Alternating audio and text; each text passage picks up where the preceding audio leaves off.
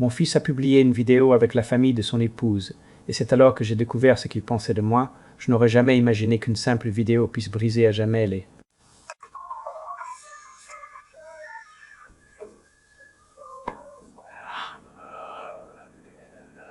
fondations de ma propre famille. Une nuit comme les autres, enveloppé dans le silence de ma maison, je faisais défiler l'écran de mon téléphone sans rien chercher en particulier. Soudain, mon fils était là, souriant aux côtés de son épouse et de sa belle famille. Il riait avec cette aisance de ceux qui n'ont aucun souci, parlant sans retenue. Et c'est alors que j'ai entendu les mots qui m'ont coupé le souffle. Je n'étais pas un père digne de respect. Je n'étais pas non plus un homme qui s'était sacrifié en silence pendant des années pour tout leur donner. Pour eux, j'étais un bon Ariane, un profiteur, un fardeau ingrat dont ils se moquaient tout en profitant d'une vie que j'avais payée sans poser la moindre question. À cet instant précis, quelque chose s'est brisé en moi. Cela n'a fait aucun bruit, mais c'était complètement cassé. Je me suis souvenu de chaque facture que j'avais réglée, de chaque problème que j'avais résolu dans l'ombre, de chaque fois où j'avais reculé pour qu'ils puissent avancer de 2 pas. Je me suis souvenu des promesses qu'ils n'avaient jamais remerciées et de la loyauté qu'ils ne m'avaient jamais rendue. Cette vidéo n'était pas destinée à mes yeux, mais elle a levé le voile sur tout ce que j'étais censé ne jamais voir. La trahison était désinvolte, prononcée sans le moindre effort, et cela m'a fait 1000 fois plus mal que la colère n'aurait jamais pu le faire. Je ne les ai pas confrontés. Je n'ai pas fait de scandale. Je suis resté à regarder, à écouter, et j'ai pris une décision qui allait changer le cours de toutes nos vies. Ce qu'ils ignoraient, ce qu'ils ne parvenaient pas à comprendre, c'est que le confort a une source et le silence une limite. Dès cette nuit-là, j'ai commencé à me préparer de manière qu'ils n'auraient jamais pu imaginer, même dans leurs pires cauchemars. Je les ai laissés croire que rien n'avait changé tandis que fil par fil, je décousais la toile qui soutenait leur vie facile. Si vous pensez que ce n'est qu'une autre histoire de déception familiale, approchez-vous du feu et restez avec moi, car ce qui suit n'est ni un cri strident ni un acte de cruauté, mais un coup d'une précision absolue. Et quand j'aurai terminé, vous comprendrez pourquoi certaines leçons ne s'apprennent que lorsque l'argent cesse de couler et que la vérité n'a plus nulle part où se cacher. Mon nom est Charles Villalobos. J'ai 64 ans. Je suis un ingénieur civil à la retraite qui a passé près de 4 décennies à concevoir des ponts et des passages dénivelés dans toute la Sierra Madre. Je suis veuf depuis 2 ans, depuis cette aube où Madame Léonore a fermé les yeux et m'a laissé seul dans une maison qui sent encore son savon à la lavande et au romarin. Le matin où tout a commencé ressemblait à n'importe quel autre. Je me suis réveillé à 6 heures comme à mon habitude et j'ai préparé mon café dans la vieille cafetière en terre cuite que Léonore avait toujours refusé de changer. Elle disait que les nouvelles cafetières donnaient au café un goût de plastique, et à ce jour, je suis incapable d'en acheter une. Je suis resté debout près de la fenêtre de la cuisine, regardant le soleil grimper sur les collines, voyant la vapeur s'élever de ma tasse, sans penser à rien en particulier. C'est l'étrange don du deuil. Après un certain temps, le silence cesse de faire mal et prend simplement la forme de vos journées. J'avais ma routine, et ce sont les routines qui empêchent les hommes comme moi de s'effondrer. Le café du matin, une promenade dans le jardin que Léonore avait planté, où je parle encore à ses rosiers comme si elle pouvait m'entendre. Le petit déjeuner seul à la table en bois que nous avions acheté ensemble il y a 40 ans, et le premier jour de chaque mois, un virement de 40 000 pesos sur le compte de mon fils Daniel. Je n'ai jamais demandé qu'on me remercie. Je n'ai jamais attendu de reconnaissance. Donner est simplement ce que font les parents. Et j'ai toujours cru aveuglément que l'amour était sa propre récompense. Cet après-midi-là, j'ai commis l'erreur d'ouvrir mon téléphone. J'utilise rarement les réseaux sociaux. C'était Léonore qui se chargeait de nous tenir au courant de ces choses. Mais l'épouse de Daniel, Lorraine, l'avait identifié dans une publication et la curiosité m'a emporté. J'ai touché la notification et j'ai attendu que la vidéo se charge. C'était une réunion chez les parents de Lorraine. J'ai reconnu le salon grâce aux photographies, des murs couleur crème, un mobilier très raffiné, des personnes tenant des verres de vin comme s'il s'agissait d'accessoires de mode. La caméra a balayé les visages souriants. J'ai reconnu à moitié les sœurs de Lorraine, son père avec ce sourire de politicien qu'il affichait toujours, et quelques amis dont je n'avais jamais pris la peine d'apprendre les noms. En fond sonore, il y avait de la musique, quelque chose de moderne et de facile à oublier, et c'est alors que j'ai entendu mon nom. La voix de Lorraine a fendu le bruit de la pièce comme une lame à travers le papier. Elle ne parlait pas à la caméra. Elle parlait à quelqu'un hors champ, sans se rendre compte que le téléphone continuait d'enregistrer. « Ah, le beau-père, s'il vous plaît, dit-elle. Et j'entendis le mépris dans son ton, avant même de voir son visage. L'homme est fondamentalement un parasite, un profiteur qui respire aux dépens du futur héritage de Daniel. Tout le salon éclata de rire. Ce n'était pas un rire de courtoisie, ni un rire gêné. C'était un rire authentique, de ceux qui ne jaillissent que lorsque les gens se sentent suffisamment en sécurité pour être cruels. Je vis la mère de Lorraine lever sa coupe dans un toast moqueur. Je vis son père secouer la tête, amusé.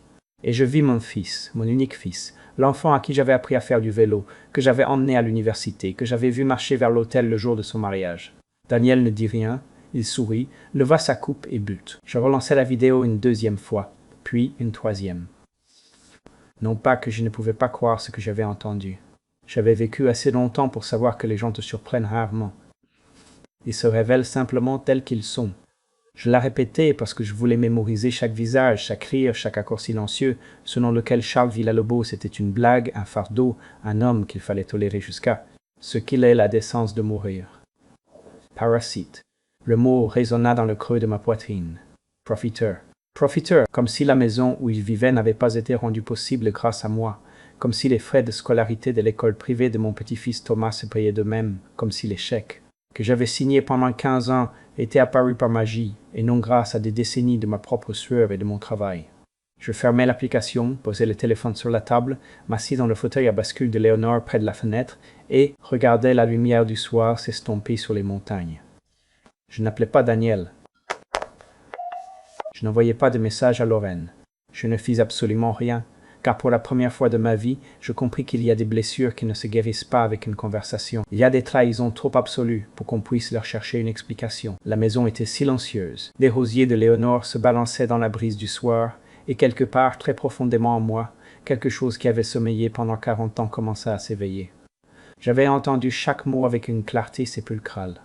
Et pour la première fois en 40 ans de paternité, je ne cherchais pas d'excuses pour pardonner à mon fils. Cette nuit-là, le sommeil refusa de franchir ma porte.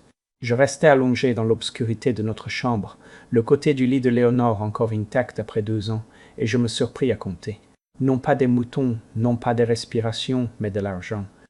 Les mathématiques de la paternité s'additionnaient dans le silence, comme un comptable ajustant une dette que personne n'avait demandé à voir. Cela commença avec les prêts universitaires de Daniel. 900 000 € accumulés sur 4 ans à l'université d'État, avec les intérêts qui augmentaient pendant qu'il cherchait à prendre pied après l'obtention de son diplôme.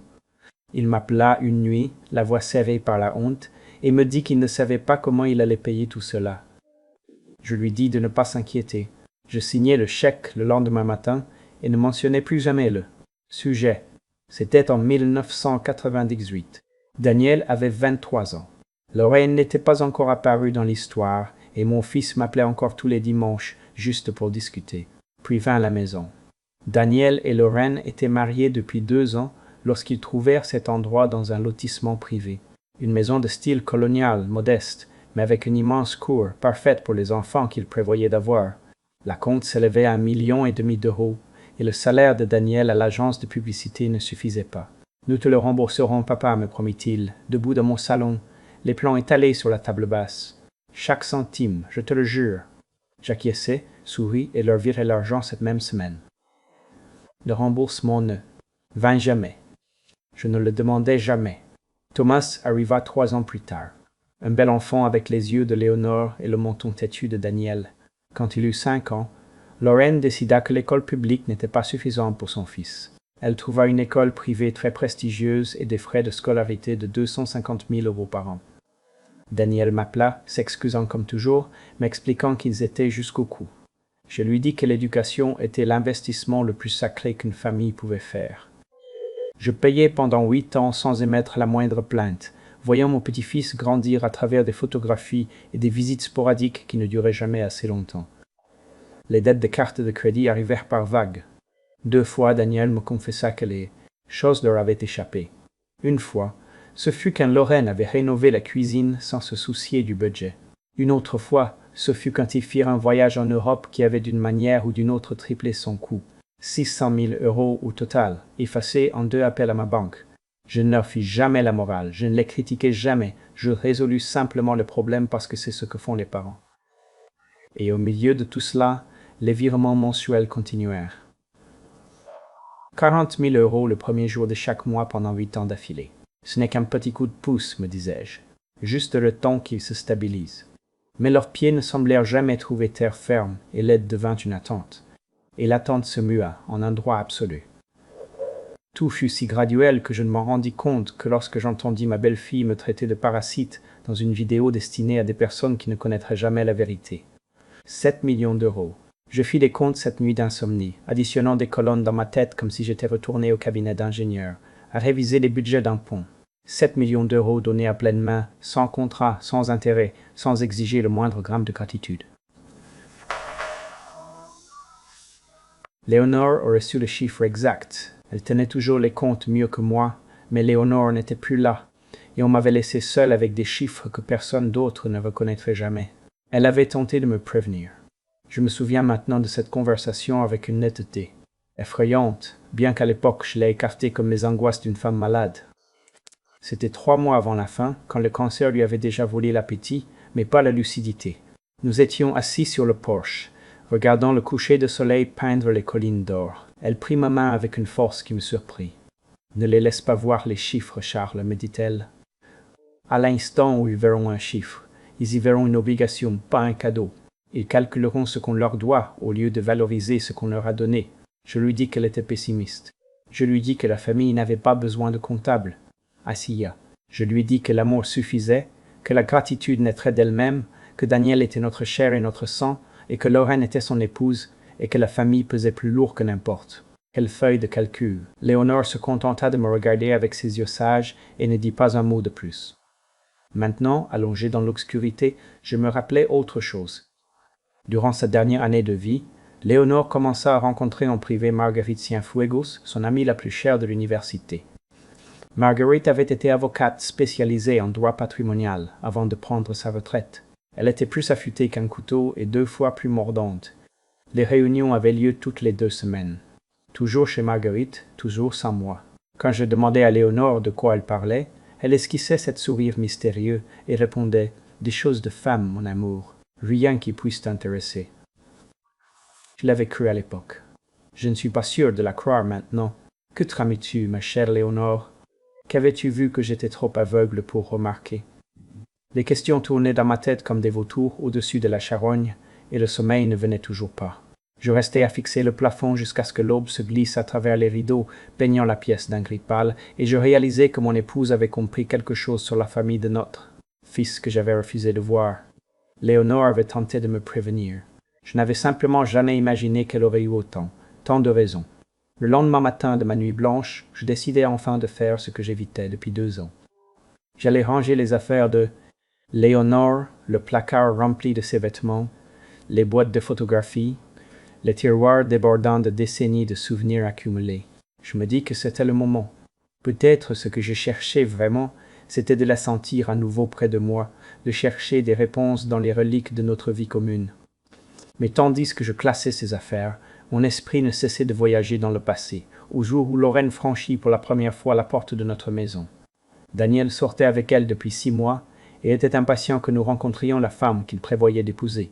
Je me souviens de Léonore me serrant la main, tandis que nous attendions dans le salon, avec une expression indéchiffrable sur le visage. Quand la porte s'ouvrit et que Lorraine entra, je crus comprendre pourquoi mon fils était tombé à ses pieds. Elle était belle, oui, mais c'était bien plus que cela.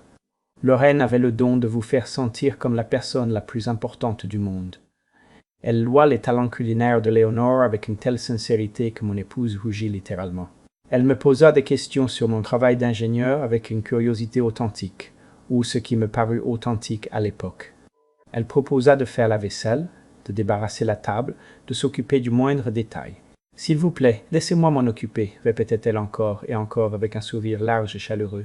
« Vous en avez déjà trop fait. Détendez-vous et profitez. » Nous fûmes enchantés, ou du moins je le fus.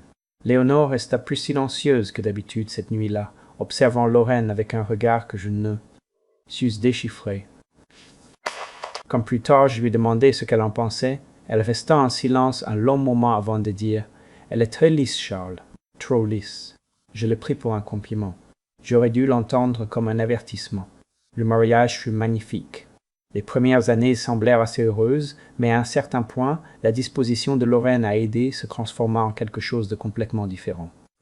Cela se produisit si lentement que je ne le remarquai pas avant que les schémas ne soient déjà figés. Elle commença à gérer le calendrier familial, décidant quand nous pouvions leur rendre visite et pour combien de temps. Noël, chez ses parents, devint obligatoire. Le dîner du réveillon de Noël était censé alterner, mais pour une raison quelconque, notre tour ne semblait jamais arriver. Quand le petit Thomas naquit, je tins pour acquis que nous verrions davantage notre petit-fils, mais ce fut tout le contraire. Où Lorraine contrôlait l'accès à lui comme un garde-frontière, s'abritant derrière les horaires de sieste, les rendez-vous chez le pédiatre et des activités qui ne pouvaient en aucun cas être interrompues. Peut-être le week-end prochain, disait-elle, et le week-end suivant se transformait en le mois suivant, et le mois suivant se dissolvait dans la brume d'une autre année perdue. La condescendance s'infiltra si lentement que je la confondis avec de l'inquiétude. « Oh, mon cher papa, ne t'inquiète pas pour ça, me disait-elle quand je l'interrogeais sur le travail de Daniel ou ses finances. Laisse-moi m'en occuper. Toi, profite juste de ta retraite. » Au début, cela ressemblait à un acte de gentillesse. Puis, les arêtes vives commencèrent à apparaître. « Tu n'es plus aussi agile qu'avant, mon beau-père. Il n'y a pas de quoi avoir honte. Les années ne passent pas en vain. » Elle prononçait chaque commentaire avec ce même sourire, celui qui lui courbait les lèvres, mais n'atteignait jamais ses yeux. Je commençais à craindre ses visites, bien que je n'aurais pas su expliquer pourquoi. Léonore, je m'en rendis compte, avait cessé d'essayer de l'embrasser pour la saluer. Je trouvai le journal dans le tiroir du bas du secrétaire de Léonore, sous un tas de vieilles cartes d'anniversaire et une photographie défraîchie du jour de notre mariage. C'était un carnet simple, relié en cuir, du genre qu'elle utilisait pour noter la liste des courses ou se souvenir de rendez-vous. Mais en l'ouvrant, je me rendis compte que c'était autre chose. Ces pages contenaient ses pensées les plus intimes, écrites de sa calligraphie impeccable, datées et organisées comme les preuves d'un dossier qu'elle montait contre un accusé sans nom. Je tournais les pages, le cœur battant plus vite à chaque feuillet. La plupart étaient des réflexions quotidiennes, des inquiétudes concernant sa santé, des souvenirs de nos premières années ensemble, des notes sur des livres qu'elle voulait lire. Mais alors j'arrivai à une entrée datée de 3 ans avant sa mort, et les mots me glacèrent le sang. « Lorraine n'aime pas Daniel », avait écrit Léonore. « Elle aime ce qu'elle va hériter. » Je l'ai vu calculer chaque interaction, mesurer chaque preuve d'affection contre ce qu'elle pourrait gagner en retour. Charles ne me croira pas si je le lui dis. Prêtre et Voncas, il voit le bien en tout le monde, même quand il n'y a rien de bon à voir. C'est pourquoi je l'aime, mais c'est aussi pourquoi je dois faire quelque chose de mon côté. J'ai parlé avec Marguerite de nos options, des protections légales, des moyens de s'assurer que Charles soit en sécurité quand je partirai. Je ne sais pas encore quelle forme cela prendra, mais je refuse de le laisser sans défense face à cette femme. J'ai lu le paragraphe 3 fois, et chaque mot tombait comme une lourde pierre dans un puits d'eau calme. Léonore avait percé le déguisement de Lorraine des années avant que je n'entrevoie la vérité. Elle avait reconnu la prédatrice qui rôdait autour de notre famille, pendant que je m'appliquais encore à admirer son sourire. Et elle avait planifié quelque chose qui impliquait Marguerite, quelque chose de légal, quelque chose conçu pour me protéger d'une menace dont j'ignorais même l'existence. Je refermai le journal et le serrai contre ma poitrine, comme si je pouvais absorber la sagesse de mon épouse à travers les couvertures de cuir. Le soleil de l'après-midi entrait en diagonale par la fenêtre de la chambre, projetant de longues ombres sur le sol. Quelque part dans cette maison, ou peut-être en possession de Marguerite, des réponses attendaient d'être découvertes. Léonore ne m'avait pas laissé sans défense après tout. Elle avait simplement été assez sage pour ne pas parler de l'armure avant que je ne sois prêt à la revêtir. Mon épouse avait écrit cela 3 ans avant de mourir. Elle le savait, selon ce journal, elle planifiait quelque chose. La question était, allais-je laisser le journal de Léonore de côté cette nuit-là? Mais ces mots me poursuivirent dans toute la maison comme des fantômes. Elle avait vu le vrai visage de Lorraine des années auparavant. Elle avait tenté de me protéger d'outre-tombe, et je m'étais volontairement aveuglé tout ce temps. Mais tandis que je m'asseyais dans le salon qui s'assombrissait, voyant les ombres s'étirer sur le sol, mes pensées passèrent de ma belle-fille à mon fils. Lorraine était l'architecte de la cruauté. Oui, mais Daniel avait été son complice silencieux, et ce silence avait son propre poids, sa propre et particulière trahison. Les souvenirs arrivèrent sans que je les appelle, montant dans ma gorge comme de la bile. Je repensais à mon 70e anniversaire, il y a 4 ans déjà, lorsque Daniel et Lorraine avaient promis d'organiser un dîner en mon honneur. J'arrivais chez eux avec une bouteille de vin, et le cœur rempli d'une espérance stupide. La table était magnifiquement dressée avec des bougies vacillantes et des serviettes en tissu élégamment pliées. Mais il n'y avait que 4 couverts. Daniel, Lorraine, Thomas et une chaise vide que je compris bientôt être destinée à la mère de Lorraine, qui arriva 20 minutes plus tard, s'excusant à profusion. Je restais debout sur le seuil, la bouteille à la main, et compris qu'il n'y avait pas de place pour moi à mon propre dîner d'anniversaire. Le visage de Lorraine afficha une expression de consternation théâtrale. « Oh non !» s'exclama-t-elle en portant une main à sa poitrine. « J'ai complètement oublié. Pardonne-moi, mon beau-père. Laisse-moi apporter une autre chaise. » Elle fit en sorte que cela ressemble à une erreur innocente, mais je vis l'éclat d'autre chose dans ses yeux, de la satisfaction peut-être, ou simplement le plaisir d'une petite cruauté facile à nier. Daniel ne dit rien. Il aida à apporter une autre chaise du garage, une chose en métal pliable qui bancalait sur le tapis de la salle à manger, et la plaça dans un coin de la table où je devais me tordre le cou pour pouvoir voir le visage de quiconque. Il ne me regarda pas dans les yeux, ne me demanda pas pardon. Il s'assit simplement et commença à passer les plate comme si rien d'inhabituel ne s'était passé. Il y eut d'autres moments, des dizaines d'entre eux, accumulés au fil des ans, comme le sédiment qui finit par former une roche. Des visites, les jours fériés interrompus brusquement, parce que Lorraine, sortie de nulle part, se sentait mal, bien qu'elle semblât toujours se rétablir miraculeusement à l'instant même où je franchissais la porte pour partir. Des invitations lancées puis retirées parce qu'un imprévu était survenu. Toujours quelque chose de vague, toujours quelque chose que l'on ne pouvait pas remettre en question sans passer pour un vieil homme rancunier. Ah, la fois où j'avais conduit 3 heures pour voir Thomas jouer au football, seulement pour trouver les gradins vides et le terrain dans l'obscurité. Quand j'appelais Daniel, confus, il me dit que Lorraine m'avait donné la mauvaise date. Une erreur de frappe, m'assura-t-il, ces choses-là arrivent. Mais le moment qui cristallisa tout fut plus insignifiant que les autres, presque trivial dans sa méchanceté. J'étais passé chez eux sans prévenir un samedi après-midi, avec l'espoir d'emmener Thomas manger une glace. À travers la porte moustiquaire, j'entendis la voix de mon petit-fils, brillante de l'innocence d'un enfant de 6 ans. « Pourquoi grand-père ne peut-il pas venir à mon match demain ?» demanda-t-il. Il a dit qu'il allait m'apprendre à mieux attraper la balle. La réponse de Lorraine fut rapide et cinglante. Grand-père est déjà trop vieux pour ça, mon amour. Il ne fera que te ralentir. Nous demanderons à quelqu'un, d'autre, de t'aider. Je restais figé sur le porche, la main levée pour frapper à la porte, et je sentis quelque chose craquer dans ma poitrine. Trop vieux, trop lent, un fardeau qu'il fallait gérer au lieu d'un grand-père qu'il devait aimer. Je baissai la main et retournai à ma voiture sans faire le moindre bruit. Je ne le mentionnai jamais à Daniel, je ne le dis jamais à personne. Mais je regardais mon fils à travers la fenêtre avant de démarrer, et le vis assis à la table de la cuisine, suffisamment près pour avoir entendu chaque syllabe. Il ne dit rien, ne fit rien. Il continua simplement à lire son journal, comme si sa femme ne venait pas d'apprendre à son fils à écarter son propre grand-père comme une gêne insignifiante.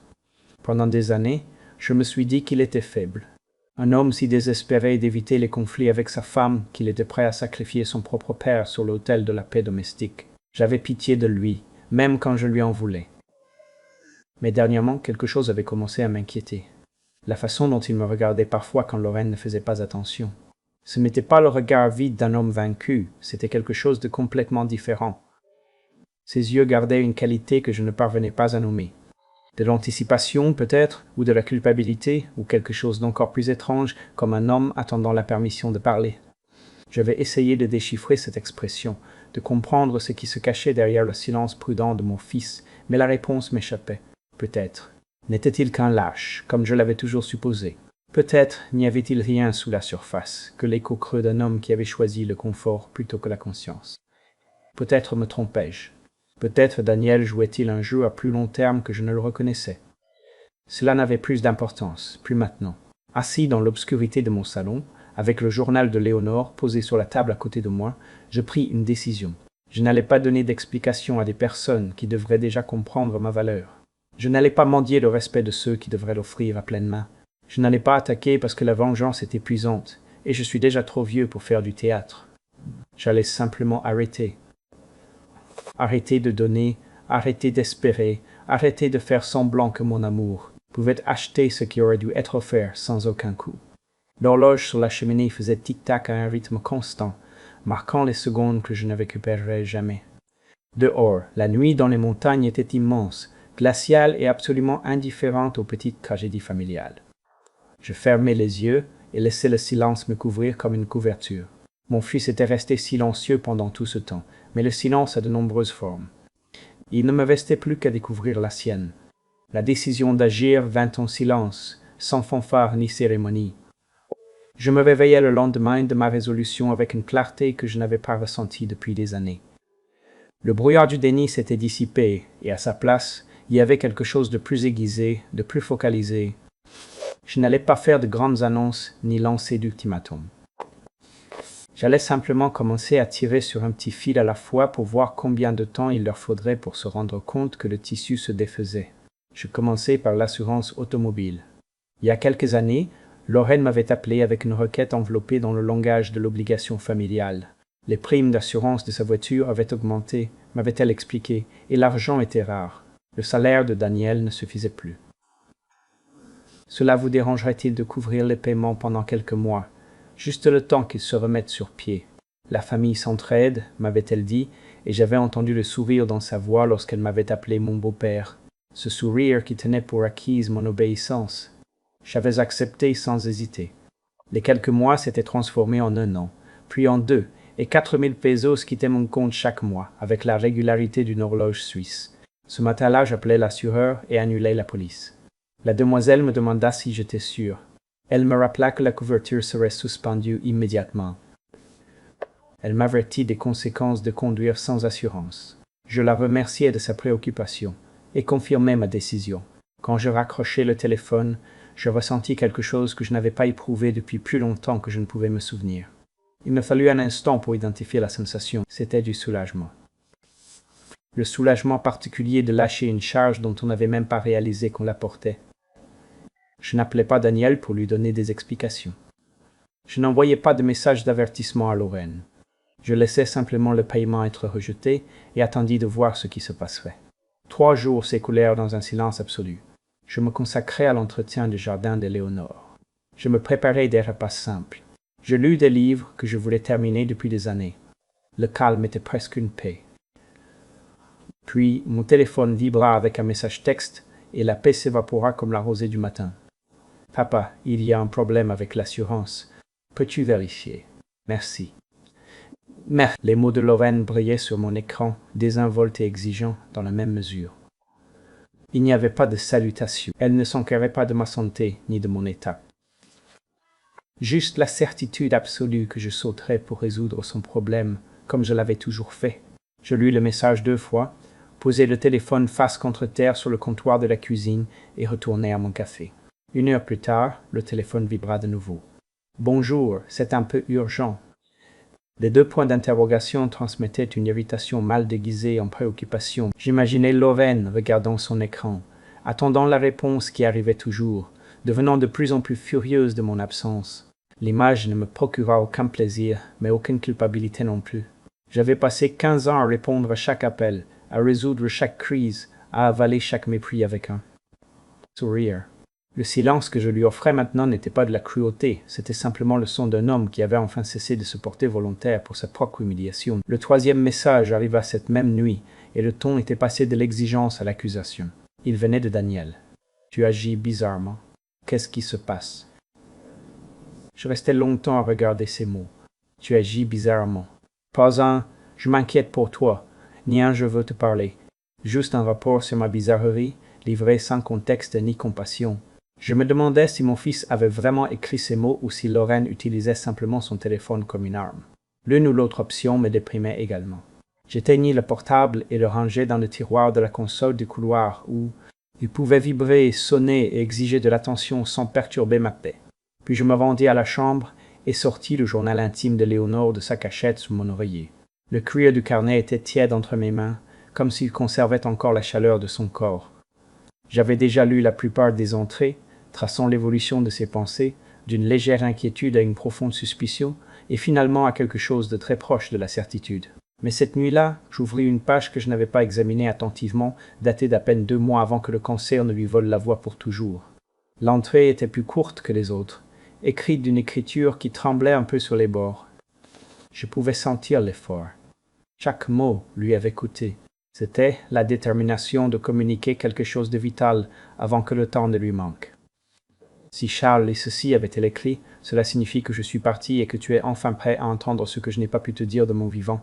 J'ai tant de fois essayé de te prévenir au sujet de Lorraine, de la façon dont elle regarde nos économies comme un loup guettant un cerf blessé, mais tu n'as pas voulu écouter. Tu ne pouvais pas écouter. Ta foi en la famille est la chose la plus belle et la plus dangereuse que tu possèdes. Je fis une pause, déglutissant pour défaire le nœud qui se formait dans ma gorge. Même dans ces derniers jours, Léonore m'avait mieux compris que je ne me comprenais moi-même. L'entrée continuait. J'ai pris des dispositions avec Marguerite, des protections légales, des garanties, des choses auxquelles Charles n'aurait jamais consenti si je lui avais demandé la permission. Marguerite sait tout. Le moment venu, elle t'expliquera. J'espère seulement que Charles pourra me pardonner d'avoir agi dans son dos. Tout ce que j'ai fait, je l'ai fait par amour. Il comprendra un jour, il comprend toujours. Je refermai lentement le journal, pressant la paume de ma main contre la couverture, comme si je pouvais traverser les pages et la toucher une dernière fois. Léonore avait planifié quelque chose d'assez important pour impliquer des avocats et des documents légaux, quelque chose qu'elle m'avait caché parce qu'elle savait que je m'y opposerais. Et Marguerite Cienfuegos, sa plus ancienne amie, détenait toutes les réponses. La maison s'installa autour de moi avec ses craquements et ses soupirs familiers. Dehors, le vent de la montagne murmurait entre les pins, apportant l'odeur de la terre froide. Je pensais appeler Marguerite immédiatement, exiger des explications, mais quelque chose m'en empêcha. Léonore avait écrit que je serais prêt quand le moment serait venu. Peut-être que le moment n'était pas encore tout à fait arrivé. Peut-être avais-je besoin de comprendre la profondeur de la trahison avant de pouvoir apprécier l'ampleur de sa protection. Léonore avait écrit « Marguerite sait tout ». Mais tout sur quoi? Je me rendis chez Marguerite Cienfuegos un mardi matin, alors que le soleil d'automne planait bas sur les collines et que les arbres au bord de la route brillaient comme de l'or contre le verre. Sombre d'épines. Elle vivait dans un modeste bungalow à la périphérie de Monterrey, le genre de maison qui suggère le confort sans une once de prétention. Léonore disait toujours que Marguerite était la personne la plus pragmatique qu'elle connaissait. Une femme qui avait passé 30 ans comme avocate spécialisée en patrimoine et qui avait pris sa retraite avec la sagesse de savoir exactement ce qui comptait dans la vie et ce qui ne comptait pas. Je ne l'avais pas prévenue de ma venue. Une partie de moi craignait que si je l'avertissais, elle ne prépare des réponses évasives et répétées. Mais lorsque je me garais sur le chemin de gravier et que je la vis debout sur le porche avec 2 tasses de café fumant, je réalisai que ma prudence avait été vaine. Marguerite m'attendait. Peut-être m'attendait-elle depuis des années. « Charles, me dit-elle, tandis que je montais les marches. » Sa voix était chaleureuse, mais ne montrait aucune surprise, comme si mon arrivée n'était que le point suivant d'un agenda qu'elle connaissait par cœur. « Léonore a dit que tu viendrais tôt ou tard. » Elle ne savait juste pas quand. Elle me tendit l'une des tasses et désigna une paire de rocking chairs en bois qui faisait face aux montagnes. Je m'assis lourdement, soudain épuisé par le poids des questions que je ne savais comment formuler. Marguerite s'installa dans la chaise voisine, ses cheveux argentés captant la lumière du matin et ses yeux brillants de cette intelligence acérée qui l'avait rendue l'une des avocates les plus respectées de l'État. « Le journal, dit-elle, n'était pas une question. »« J'ai trouvé le journal, confirmai-je. Elle a écrit sur toi, sur des réunions, des protections légales, des choses qu'elle n'a pas pu me dire de son vivant. » Marguerite hocha lentement la tête, enveloppant la tasse de ses 2 mains. « Léonore t'aimait plus que tout au monde, Charles, mais elle te connaissait aussi. Elle savait que tu n'accepterais jamais de prendre certaines précautions si elle était vivante pour en discuter. Tu lui aurais dit qu'elle était paranoïaque, que la famille doit faire confiance à la famille, que Lorraine méritait le bénéfice du doute. » Elle marqua une pause et un sourire triste traversa son visage. « Elle appelait ça ta belle cécité, dit-elle. Cette façon que tu avais de t'obstiner à voir le bien en chacun, même quand les preuves indiquaient le contraire. » Je voulus me défendre, mais les mots moururent dans ma gorge. Léonore avait raison. Je me serais battu avec elle à chaque étape. « Parle-moi de mes finances, dis-je. Dis-moi plutôt ce que Lorraine contrôle réellement. » Marguerite posa son café sur la petite table et se pencha en avant. Son expression devint beaucoup plus professionnelle. « C'est le premier point que nous devons éclaircir. Lorraine croit qu'elle a une influence immense sur ta situation financière. Elle l'a mentionné à plusieurs personnes, y compris à un conseiller financier qu'elle a consulté l'année dernière au sujet de ce qu'elle a appelé la planification successorale familiale. Elle croyait s'être positionnée au centre de tes finances. Et c'est le cas, n'est? Demandai-je. Le sourire de Marguerite s'aiguisa. Pas le moins du monde. Elle se leva, entra dans la maison et revint un instant plus tard avec une épaisse enveloppe Kraft. Elle me la tendit et, en l'ouvrant, je découvris un résumé détaillé de ma vie financière, relevé bancaire, récapitulatif d'investissement, titre de propriété, solde des fonds de retraite. Je reconnus l'écriture de Léonore sur certaines notes en marge et ma poitrine se serra en la voyant. Commençons par les bases, dit Marguerite en se penchant en arrière dans le fauteuil à bascule. Ta maison dans la Sierra, celle que Léonore et toi avez achetée il y a 32 ans, est à ton nom et uniquement à ton nom. Léonore s'en est assurée lorsqu'elle a révisé tes documents il y a 5 ans. Ton portefeuille d'investissement. Environ 8 millions de pesos en fonds indiciels et obligations et dans des comptes dont tu es l'unique titulaire. Tes fonds de retraite, ta pension de la société d'ingénieurs, ta sécurité sociale, tout est à toi. Tout est intouchable pour quiconque d'autre que toi. Je tournai les pages, voyant les chiffres s'estomper devant mes yeux. Mais qu'en est-il du compte joint? Daniel l'a ouvert, il y a des années. Il a dit que cela faciliterait les dépenses familiales. Marguerite hocha la tête. Le compte joint existe, et oui, Lorraine y a accès par l'intermédiaire de Daniel. Mais sais-tu combien d'argent il y a sur ce compte? En cet instant précis, je secouai la tête. 200 000 pesos, dit Marguerite. C'est le compte que Lorraine surveille comme un faucon, celui qu'elle utilise pour suivre tes habitudes de dépenses et juger tes décisions financières. Elle croit surveiller tout ton royaume, Charles, mais en réalité, elle ne garde que la petite caisse. La métaphore me frappa avec une force inattendue. Je pensais à toutes les fois où Lorraine avait fait des commentaires acerbes sur mes dépenses, les observations aiguisées quand je sortais dîner au restaurant, quand j'achetais de nouveaux livres ou quand je faisais des dons à des œuvres de charité. Elle avait audité 200 000 pesos, restant complètement ignorante des millions qui reposaient hors de sa portée. Lorraine se prend pour la propriétaire de la banque, continua Marguerite. Mais en réalité, elle n'est que la caissière. Elle peut voir les petites transactions, se sentir importante en prenant des décisions minuscules. Mais la chambre forte est fermée à clé et elle ne sait même pas que la chambre forte existe. Je refermai l'enveloppe et posai ma main dessus, sentant le poids d'une information que j'aurais dû comprendre il y a des années. Léonore a fait cela, elle a tout restructuré sans rien me dire. Elle t'a protégé, me corrigea Marguerite avec douceur. Il y a une différence. Pendant un long moment, aucun de nous ne parla. La brise de la Sierra apportait l'odeur de pine et de bois de chauffage, et au loin, un faucon traçait des cercles paresseux contre l'immense ciel bleu. Je le vis s'élever dans les courants thermiques, libre et sans effort, et je sentis que quelque chose se relâchait dans ma poitrine. Y a-t-il autre chose? Dis-je. Finalement, le journal mentionnait quelque chose. Que tu gardes, quelque chose que Léonore t'a confié. L'expression de Marguerite vacilla, une ombre brève traversant ses traits toujours sereins. Elle détourna le regard vers les collines, et je remarquai qu'elle serrait la mâchoire de manière presque imperceptible. Léonore m'a confié quelque chose. C'est vrai, elle a admis quelque chose de très important, mais elle m'a fait promettre de ne pas le révéler à moins que certaines conditions ne soient remplies. Quelles conditions? Elle me regarda de nouveau, et dans ses yeux, il y avait un mélange de compassion et de détermination de faire. Je ne peux pas te le dire, Charles. Pas encore. Léonore avait été très précise quant aux circonstances qui devaient déclencher l'étape suivante. Elle savait que son plan pouvait prendre des années à se développer, et elle était prête à attendre. Je le penchai en avant, la frustration me montant à la gorge. Marguerite, j'ai passé 2 ans à pleurer ma femme pendant que ma belle-fille me traitait de profiteur dans mon dos et que mon fils restait silencieux. Je crois que j'ai gagné le droit de savoir ce que Léonore planifiait.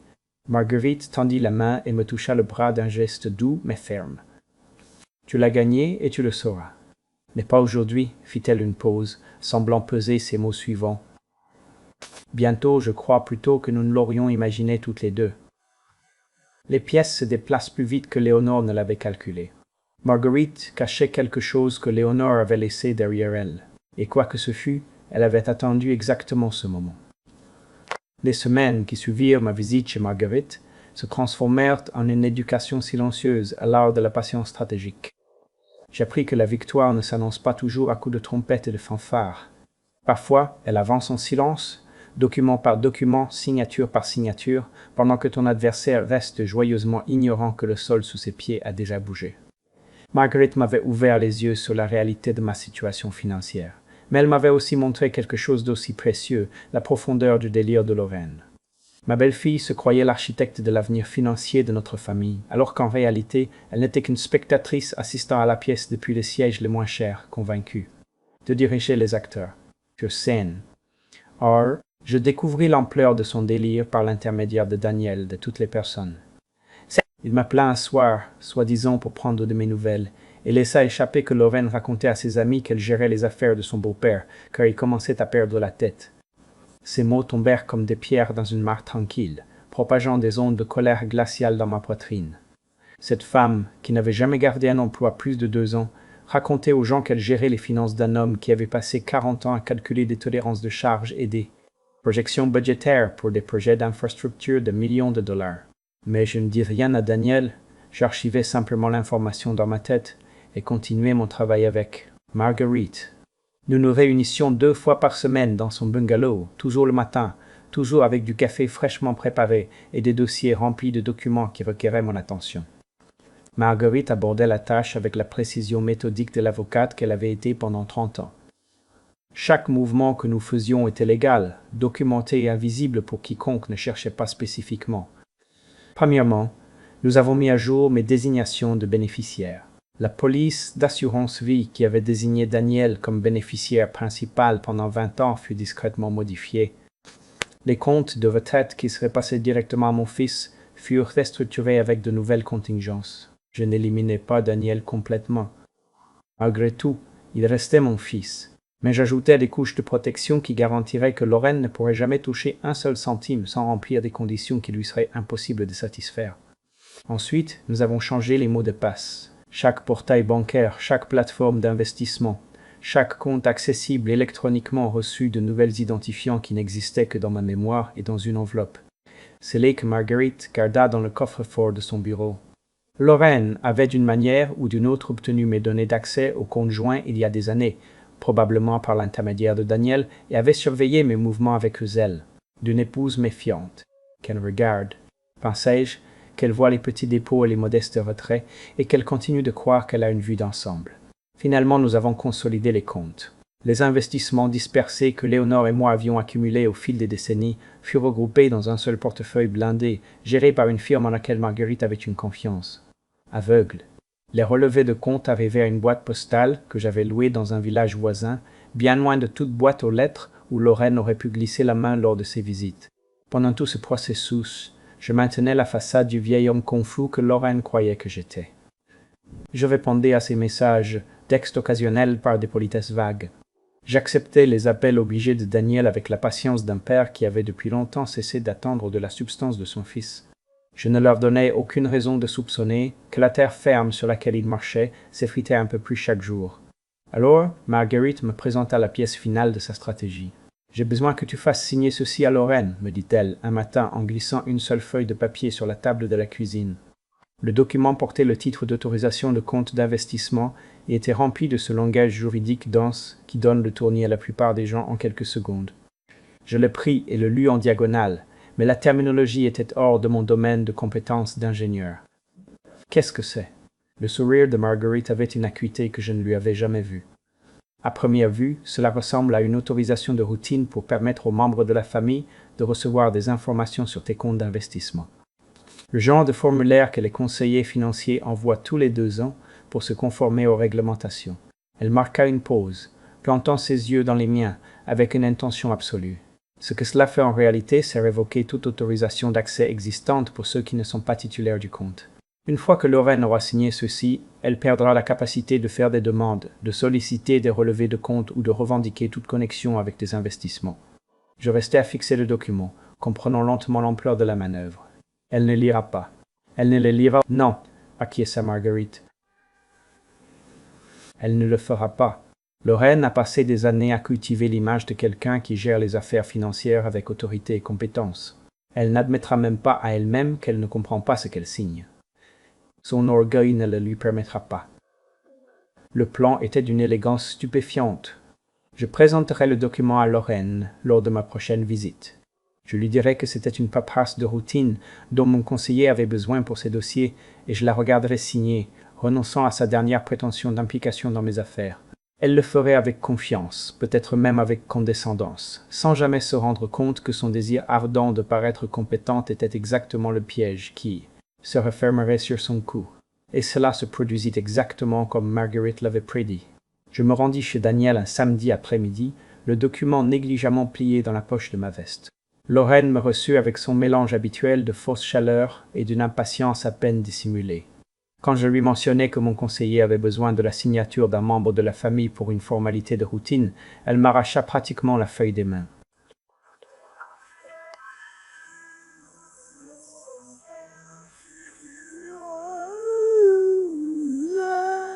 La signature à Sourachi fine. Bien sûr, beau-père, dit-elle en cherchant déjà un stylo. Je gère tous les documents financiers de Daniel. C'est aussi plus facile quand une seule personne contrôle tout. Elle signa sans lire une seule ligne. Je vis sa main se mouvoir sur le papier, confiante, sans hésiter une seconde, et je ne ressentis rien. Ni triomphe, ni satisfaction, ni même le plaisir sombre de la vengeance. Seulement la reconnaissance silencieuse que parfois la justice n'arrive pas avec des éclairs et du tonnerre, mais avec le doux grattement d'un stylo sur le papier. Je la remerciai aimablement. Je rangeai le document dans ma poche et endurai une autre heure de conversation forcée avant d'inventer une excuse pour partir. Tandis que je rentrais chez moi, la lumière de l'automne s'éteignant à l'horizon, j'appelai Marguerite et lui fis part de mon succès. « Elle vient d'être mise à la porte du coffre-fort, observa Marguerite, et elle n'en a pas la moindre idée. » Lorraine croyait qu'elle était en train de gagner. Elle ne se rendit pas compte qu'elle venait de livrer la dernière clé de mon royaume. La première neige de la saison tomba le jour même où le monde, soigneusement construit par Lorraine, commença à se fissurer. J'étais debout près de la fenêtre de la cuisine, regardant les flocons tomber comme de petits messagers du changement, ressentant cette quiétude particulière qui précède toujours la tempête. Je ne savais pas encore ce qui se passait à 60 kilomètres de là chez mon fils, mais d'une certaine manière je le pressentais comme les vieux hauts qui devinent un changement de temps. J'appris les détails plus tard, reconstituant le puzzle à partir de fragments, de conversations à moitié entendues et du message vocal qui allait tout changer. Mais même sans les détails, je pouvais m'imaginer la scène avec une clarté parfaite. Lorraine était devant son ordinateur portable, carte de crédit en main, réservant les vacances qu'elle planifiait depuis des mois. Un voyage aux îles Maldives avait-elle vanté à ses amis. Des bungalows privés sur pilotis au-dessus des eaux cristallines, des soins de spa, des dîners 5 étoiles. Un voyage qui cimenterait sa réputation de femme du monde qui commandait des ressources, qui vivait la vie que d'autres ne pouvaient qu'envier. Le total s'élevait à 300 000 pesos. Lorraine saisit les numéros de la carte, avec la confiance de quelqu'un à qui l'on n'avait jamais refusé quoi que ce soit qu'elle désirait vraiment. Elle cliqua sur le bouton de confirmation et attendit le reçu qui validerait sa position dans la pyramide. Au lieu de cela, l'écran afficha 2 mots qui durent lui arrêter le cœur net. Transaction refusée. Elle tenta de nouveau, certaine qu'il s'agissait d'une erreur système. Le même résultat, elle sortit une autre carte, une liée au compte qu'elle croyait surveiller et contrôler, le compte qui, selon elle, représentait son accès aux ressources de la famille Villalobos. Refusée encore une fois. Lorraine appela la banque. Je peux imaginer sa voix dans ses premiers instants, le calme répété d'une femme habituée à ce que d'autres règlent ses problèmes. « Il doit y avoir une erreur, aura-t-elle dit. J'ai besoin de parler à un responsable. » C'est un compte familial joint. La réponse de l'employé dut être courtoise, mais ferme. « Madame, le système m'indique que vous n'êtes pas autorisée sur ce compte. Vous ne figurez ni comme titulaire, ni comme utilisatrice autorisée. C'est impossible. » Vérifiez à nouveau. Je l'ai vérifié 2 fois, madame. Les registres sont clairs. Vous pourriez peut-être contacter le titulaire principal du compte pour clarifier la situation. L'appel se termina, et alors, d'après ce que j'ai pu reconstituer par la suite, le chaos s'éclata dans la maison de mon fils avec une fureur qui fit trembler les murs. Lorraine cria sur Daniel avec une intensité telle que Thomas sortit en courant de sa chambre en pleurant. Elle accusa mon fils de conspirer contre elle, de lui cacher de l'argent, d'être complice d'un plan tordu pour l'humilier. Daniel, à ce qu'on me raconta, resta debout dans la cuisine et absorba l'attaque avec l'immobilité entraînée d'un homme qui avait déjà survécu à de nombreux ouragans similaires. Il ne se défendit pas, ne se battit pas, il attendit simplement. que la tempête s'épuise. Quand cela fut enfin terminé, quand Lorraine s'enferma dans la chambre, le mascara coulant sur ses joues et crachant des menaces d'appeler ses avocats, Daniel prit son téléphone et m'appela. J'étais assis dans le salon lorsque l'écran s'illumina avec son nom. Le téléphone sonna 1, 2, 3 fois. Je le vis vibrer contre la table basse. Je vis son nom clignoter à chaque sonnerie, et je pris une décision que je n'avais jamais prise en 41 ans en tant que son père. Je le laissai aller sous la messagerie vocale. Le silence qui suivit la dernière sonnerie fut comme retenir sa respiration. Je restais immobile dans le fauteuil à bascule de Léonore, fixant l'écran sombre attendant. Une partie de moi espérait que le téléphone sonnerait à nouveau immédiatement. J'espérais que Daniel insisterait jusqu'à ce que je réponde. J'espérais que la vieille danse de la crise et du sauvetage recommencerait, mais le téléphone resta muet. Puis la notification de la messagerie vocale apparut. Je la laissai là pendant presque 1 heure avant de rassembler le courage de l'écouter. Je me préparais une tasse de thé. J'allais vérifier la température de la serre de Léonore. Je réarrangeais une étagère de livres qui n'avait pas besoin d'être réarrangée. Je gagnais du temps et je le savais. Finalement, avec l'obscurité de l'hiver pressant contre les vitres et la maison s'abandonnant à ses bruits nocturnes, j'appuyais sur lecture. La voix de Daniel emplit la pièce, et ce n'était pas du tout ce à quoi je m'attendais. « Papa !» Une pause, une respiration qui sonnait rauque. « Je sais ce que tu fais. Je comprends. » Une autre pause, cette fois plus longue. « Mais Lorraine est en train de perdre complètement la tête, et j'ai peur qu'elle fasse une folie. » Sa voix baissa de ton, presque jusqu'à devenir un murmure. « S'il te plaît, papa, sois juste prudent. Je sais que tu crois que je ne me rends compte de rien, que je ne vois pas ce qui se passe, mais je le vois, je vois tout et je te le demande, pas pour elle, ni même pour moi. Sois juste prudent. » Le message se termina. Je restais assis dans l'obscurité, le téléphone serré contre l'oreille, bien qu'il n'y eût plus rien à écouter, essayant d'assimiler ce que mon fils venait de me dire. « Je sais ce que tu fais. » Ce n'était pas une accusation, ce n'était pas une exigence d'explication, c'était une déclaration, de fait prononcée avec quelque chose qui sonnait presque comme du respect. Je comprends. Il n'y avait pas de rage, pas de trahison, il y avait de l'acceptation, sois prudent. Ce n'était pas une menace, c'était un avertissement. Le genre d'avertissement que l'on donne à quelqu'un que l'on essaye de protéger. Je réécoutais le message, cherchant des nuances qui m'auraient échappé, cherchant la manipulation ou l'arrière-pensée. Mais il n'y avait rien, hormis la voix fatiguée d'un homme pris entre 2 loyautés. Un homme qui avait peut-être attendu exactement ce moment sans savoir comment le provoquer lui-même. La neige continuait de tomber dehors, couvrant le monde de blanc. Je pensais à l'expression de Daniel au fil des ans, ce regard que je n'avais jamais pu déchiffrer. De l'anticipation, avais-je pensé, ou de la culpabilité? Maintenant, je me demandais si cela n'avait pas été quelque chose de totalement différent. De l'espoir, peut-être. L'espoir désespéré d'un homme piégé dans une cage qu'il avait lui-même construite, regardant son père d'une distance infranchissable, espérant que quelqu'un mette enfin les barreaux à l'épreuve.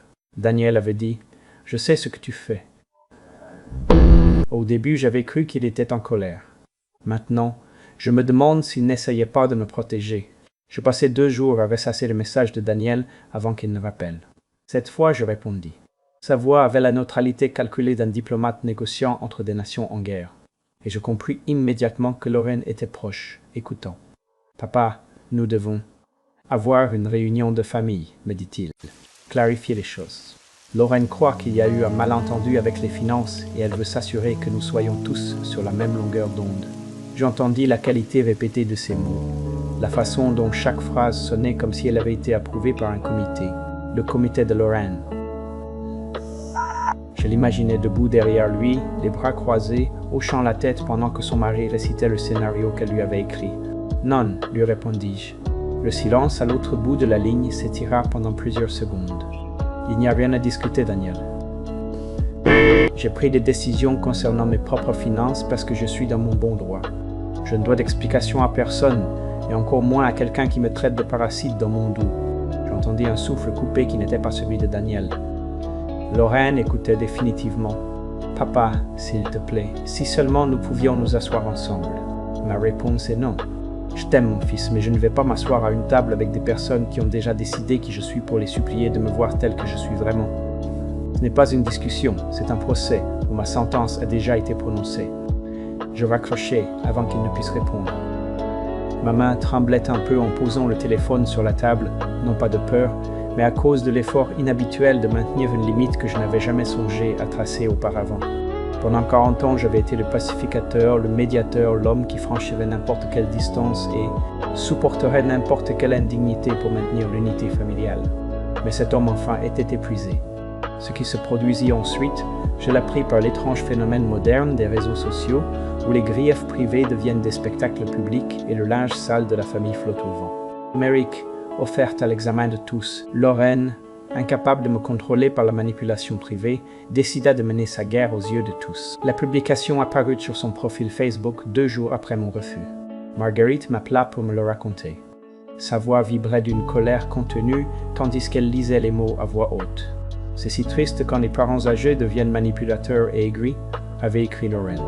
Nous avons tout essayé pour aider grand-père Charles Villalobos, mais son déclin mental l'a rendu paranoïaque et hostile. Si quelqu'un connaît de bonnes ressources pour l'aide aux personnes âgées, veuillez les partager. Nous ne savons plus quoi faire pour le protéger de lui-même.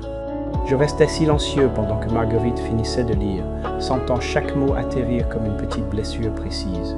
Déclin mental, paranoïaque, hostile.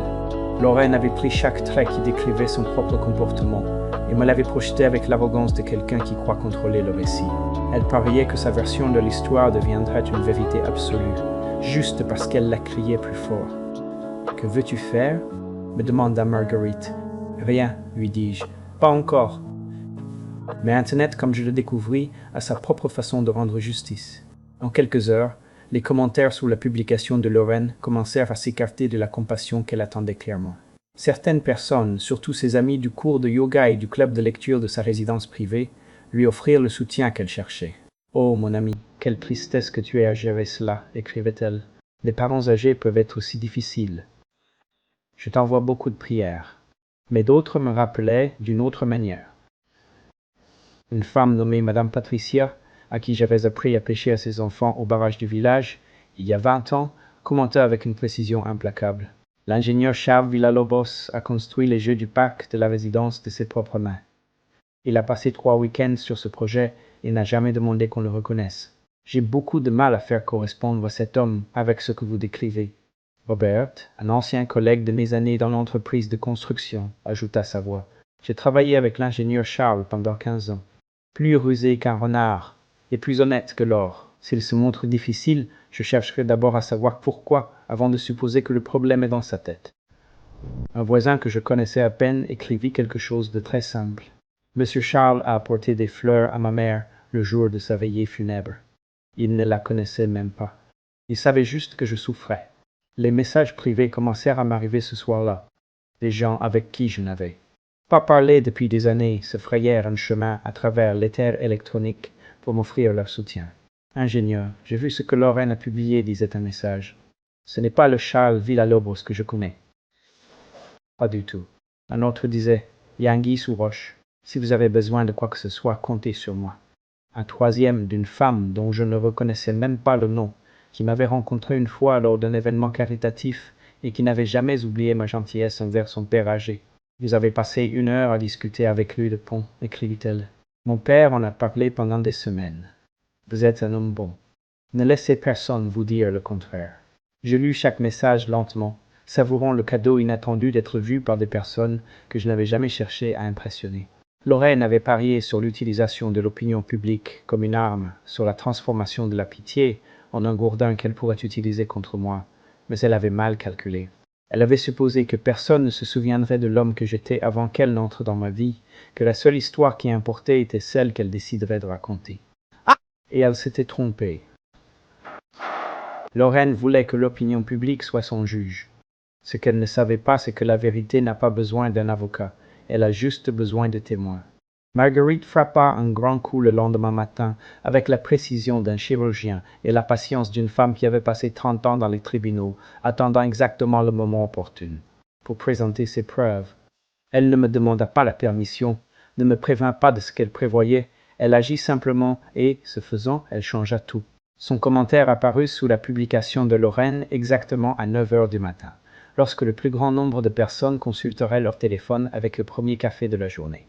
Je ne l'ai pas vu jusqu'à ce que Marguerite m'appelle pour me le lire, d'une voix chargée de la satisfaction silencieuse d'un joueur d'échecs qui vient d'annoncer échec et mat. Pour donner un peu de contexte, avait écrit Marguerite.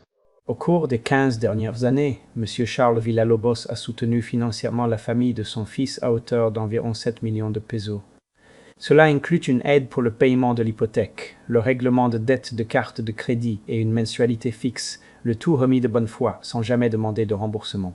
Je tiens la documentation à la disposition de quiconque souhaiterait vérifier ces chiffres. J'ai été l'avocate patrimoniale et l'ami intime de la défunte Léonore Villalobos pendant 40 ans. Et je ne resterai pas les bras croisés à regarder la réputation d'un homme bon être détruite, précisément par ceux qui ont le plus bénéficié de sa générosité. Elle n'a rien joint, n'a accusé personne directement, elle a simplement mis les faits sur la table et laissé les chiffres parler d'eux-mêmes. Internet, j'ai appris, peut se retourner contre une personne à une vitesse époustouflante. En quelques heures, la publication de Lorraine est passée d'un hôtel de compassion à un peloton d'exécution. Les commentaires se sont multipliés de manière exponentielle, chacun plus venimeux que le précédent. « Attendez, il leur a donné combien d'argent » écrit quelqu'un. Et elle a encore le culot de le traiter de profiteur. Quelqu'un que je ne connaissais pas a fait ses propres calculs. Cela représente près de 40 000 pesos par mois pendant 15 ans.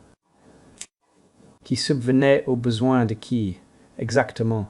Les défenseurs de Lorraine se sont évaporés comme la brume sous les rayons du soleil. Les amis qui lui avaient envoyé des prières et des câlins sont restés silencieuses ou ont complètement supprimé leurs commentaires. Quelques âmes courageuses ont tenté de la défendre en suggérant que les chiffres de Marguerite pouvaient être exagérés, mais elles ont été rapidement noyées par le cœur de scepticisme qui s'était déchaîné contre Lorraine avec la férocité d'une foule. Réalisant qu'elle avait été dupée, Lorraine a supprimé la publication originale à midi. Mais les captures d'écran s'étaient déjà répandues au-delà de son contrôle. Le récit qu'elle avait construit avec tant de soin, l'histoire de la belle fille dévouée, luttant pour gérer un beau-père âgé et déclinant, gisait en ruine. À sa place se dressait une image complètement différente, celle d'une femme qui avait soutiré des millions de pesos au même homme dont elle se moquait maintenant en le traitant d'encombrement. J'ai passé l'après-midi dans un étrange état d'émotion suspendu, ni triomphant ni soulagé. Marguerite avait fait ce qu'il fallait faire, mais voir les secrets de ma famille exposés sur la place publique m'a laissé un vide dans l'estomac au lieu d'un sentiment de revanche. J'ai préparé le dîner sans en sentir le goût. J'ai regardé le journal télévisé sans écouter les nouvelles, et je me suis assis pour attendre ce qui allait suivre. Cela est arrivé à 20 heures avec un coup à la porte de ma maison. J'ai ouvert et j'ai trouvé Daniel debout sur le porche, les épaules couvertes de neige et quelque chose brûlant dans ses yeux que je n'avais jamais vu auparavant. Il avait l'air épuisé, plus vieux que ses 41 ans, mais en même temps d'une certaine manière plus léger, comme si un poids qu'il portait depuis très longtemps avait enfin commencé à disparaître. « Puis-je entrer » m'a-t-il demandé. Je me suis écarté sans dire un mot. Il est passé devant moi vers le salon et j'ai remarqué que ses mains tremblaient un peu. Il a plongé la main dans la poche de son manteau et en a sorti un petit objet, me l'offrant avec la gravité d'un homme qui présente l'épreuve de sa propre défense. C'était une clé housse ordinaire, insignifiante, plus petite que mon pouce. « Papa, a dit Daniel, et sa voix s'est brisée. Cela fait 18 mois que j'enregistre Lorraine. Chaque conversation où elle parlait de toi, chaque chose cruelle qu'elle a dite, chaque plan qu'elle a élaboré, il a dégluti sans détourner les yeux des miens. Je ne suis pas le lâche que tu crois que je suis. » Je montai un dossier pour le divorce. Les mots ont flotté dans l'air entre nous, préconfigurant tout ce que je croyais savoir sur mon fils. « Je voulais te le dire, a-t-il poursuivi, et maintenant les mots sortaient à la hâte. Tant de fois j'ai voulu t'expliquer, mais je ne pouvais pas risquer que Lorraine le découvre avant d'avoir suffisamment de preuves. Les lois de cet État permettent d'enregistrer des conversations si tu en fais partie. Tout ce qui se trouve sur cette clé est légal. Tout est utilisable pour un procès. » Il a laissé échapper un rire amer. Maman aurait apprécié l'ironie. Elle a toujours dit que j'aurais dû étudier le droit. Je regardais la clé USB dans ma main. Ce petit réceptacle en plastique contenait les vérités que je croyais perdues à jamais. 18 mois d'enregistrement. 18 mois de mon fils rassemblant des preuves en silence, alors que je croyais qu'il m'avait abandonné à mon sort. Pourquoi maintenant? Ai-je réussi à demander. L'expression de Daniel s'est adoucie jusqu'à devenir quelque chose qui ressemblait beaucoup à la paix. Parce que tu t'es enfin défendu. Parce que tu m'as montré qu'il était possible de lui tenir tête et de survivre. Il a pris une profonde inspiration. Et parce que maman m'a laissé une lettre, papa. Avant de mourir, elle m'a tout raconté sur la fiducie, sur Marguerite, sur ce qu'elle préparait. Elle m'a dit, quand tu seras prêt à te battre, je veux que tu te battes côte à côte avec ton père. Léonore, même depuis l'au-delà, continuait d'orchestrer notre salut. La clé USB était plus petite que mon pouce, mais elle contenait 18 mois d'une vérité que je croyais ne jamais entendre. Nous nous sommes assis à la table de la cuisine, la même table où Léonore et moi avions partagé 40 ans de cafés matinaux et de conversations nocturnes, et Daniel m'a tout raconté. La clé USB reposait entre nous, comme un pont traversant la distance qui était devenue si vaste que j'en étais venu à la croire infranchissable. Dehors, la neige continuait de tomber, enveloppant le monde dans un silence blanc, tandis que mon fils libérait enfin les mots qu'il avait gardés en lui pendant des années. Cela a commencé aux funérailles de maman, a-t-il dit d'une voix basse et ferme. Après l'inhumation, quand tout le monde présentait ses condoléances, je suis allé chercher Lorraine. Elle était dans le couloir, devant les toilettes, en train de parler au téléphone avec sa mère. Elle ne s'est pas rendue compte que j'étais là. Il a marqué une pause et j'ai vu sa mâchoire se serrer en se remémorant. Elle a dit « Au moins maintenant, il y a une personne de moins entre nous et l'argent. » Ce furent ses mots exacts. Papa, debout dans l'église où nous venions de dire adieu à ma mère. Et c'était la seule chose à laquelle elle pensait. Pas à la douleur, pas à la perte, seulement à l'héritage qu'elle croyait lui tomber du ciel. Je sentis un froid profond s'installer dans ma poitrine. Je savais que Lorraine était calculatrice. Je soupçonnais ses motivations depuis des années. Mais entendre cela, savoir qu'elle avait prononcé ces mots, alors que le corps de Léonore n'était pas encore froid, a transformé le soupçon en une certitude si catégorique qu'elle ne laissait aucune place au doute. J'ai voulu l'affronter à cet instant précis, a poursuivi Daniel. Mais quand j'ai essayé d'aborder le sujet du divorce quelques semaines plus tard, elle a changé. La femme que j'avais épousée avait disparu et quelqu'un d'autre avait pris sa place. Ses mains se sont serrées en poing sur la table. Elle m'a dit que si jamais j'essayais de la quitter, elle amènerait Thomas et s'assurerait que je ne le reverrais plus jamais. Elle a dit qu'elle dirait à tout le monde que j'étais instable, que je la maltraitais psychologiquement, qu'elle craignait pour sa vie. Elle avait tout planifié, papa. Chaque mouvement, chaque accusation. Elle préparait sa stratégie de sortie depuis des années, au cas où elle en aurait besoin un jour. Et c'est pour ça que tu es resté, ai-je dit. Je suis resté et j'ai commencé à enregistrer.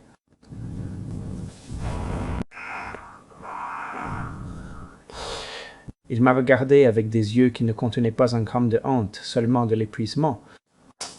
Je savais que s'il voulait s'en sortir, s'il voulait protéger Thomas, il avait besoin de preuves. Des preuves de qui elle était vraiment. La loi m'autorisait à enregistrer les conversations auxquelles je participais, alors j'ai commencé à tout documenter. Chaque menace, chaque manipulation, chaque chose cruelle qu'elle disait de toi quand elle croyait que personne ne tenait les comptes. Le poids de ce que mon fils avait enduré m'a serré le cœur. Mon fils, que j'avais jugé faible, avait mené une guerre en silence pendant 18 mois. Il avait absorbé ma déception, mes silences glaciaux, mes accusations muettes de lâcheté, tout en montant. Le dossier qui, au final, nous libérerait tous les deux. Y a-t-il autre chose? A dit Daniel. Il a de nouveau plongé la main dans son manteau et en a sorti un papier plié, usé au pied d'avoir été tant de fois ouvert et refermé. Maman m'a laissé une lettre. Elle l'avait cachée à l'intérieur d'un exemplaire de Pedro Páramo dans ma bibliothèque. Elle savait que c'était le seul livre que Lorraine ne toucherait jamais. Il a déplié le papier avec la révérence attentive d'un homme manipulant un texte sacré et a commencé à lire à voix haute « Léonore, la jalousie de Lorraine. Je l'ai toujours su. Une mère voit des choses que l'amour d'un père l'empêche parfois de voir. Je l'ai vu calculer chaque marque d'affection, mesurer chaque cadeau en fonction de ce qu'elle pourrait en tirer. Et je t'ai vu souffrir en silence parce que tu crois qu'il n'y a pas d'issue. » La voix de Daniel a tremblé, mais elle est restée ferme. « Tu n'es pas piégé, mon enfant. C'est juste que tu ne parviens pas encore à voir la porte. Comme tu seras prête à te battre, je veux que tu saches que j'ai laissé des outils pour toi et pour ton père. Cherche Marguerite. Elle t'expliquera tout. Et quand le moment sera venu, tiens-toi aux côtés de ton père, comme je sais que tu désires le faire. Il aura besoin de toi et tu auras besoin de lui. Je vous aime tous les deux plus que les mots ne peuvent l'exprimer. Sois courageux, maman. » Le papier tremblait entre ses mains quand il a fini de lire.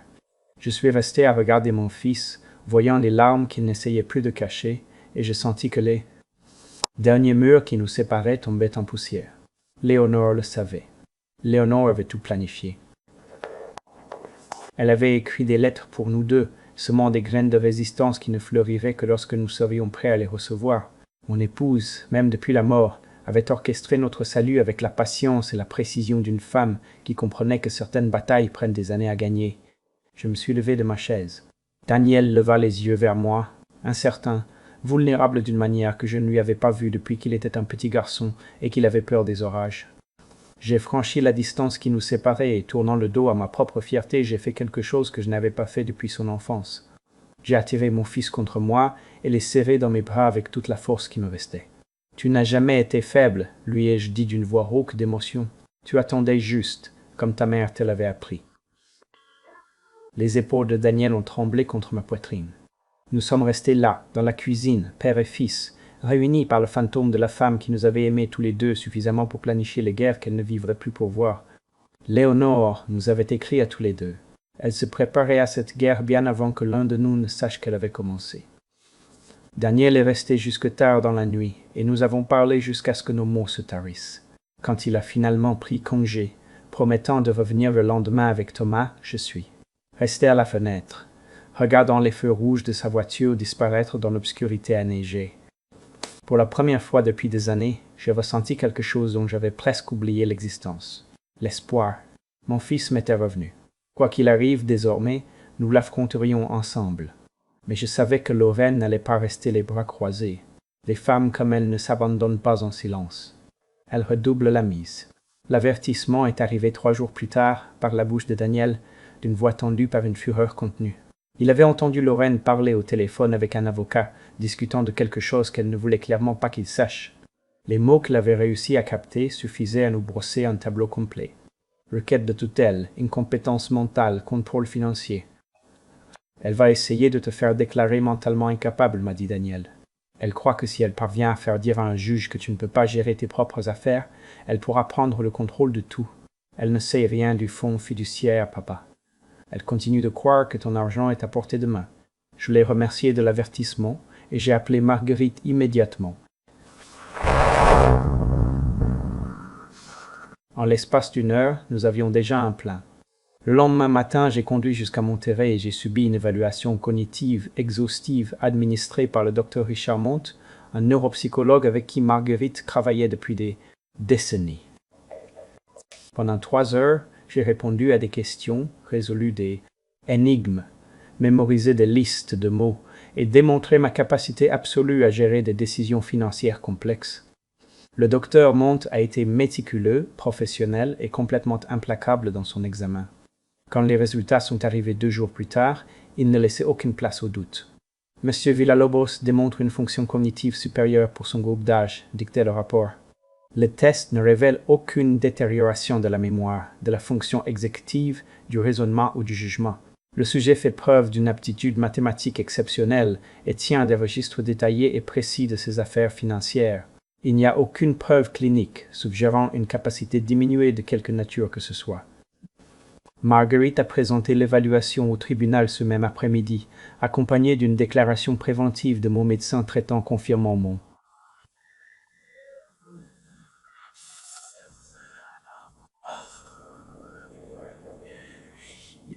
Beigard, et c'est apprenti qu'on c'est fou. Apprenti l'évaluation préventive comme c'est fou. Voyeur. Excellente santé physique et mentale. Nous construisions une forteresse de papier et Lorraine ne savait même pas qu'elle était sur le point de s'écraser de plein fouet contre un mur qu'elle ne pouvait pas voir. Sa requête est arrivée 1 semaine plus tard. Je l'ai lue avec un étrange sentiment de détachement, comme si j'observais la vie de quelqu'un d'autre, disséqué dans un document. Lorraine avait brossé un portrait de moi comme un vieil homme confus et paranoïaque qui était devenu un danger pour lui-même et pour les autres. Elle citait mon comportement financier erratique et mon hostilité soudaine envers les membres de la famille qui ne cherchaient qu'à aider.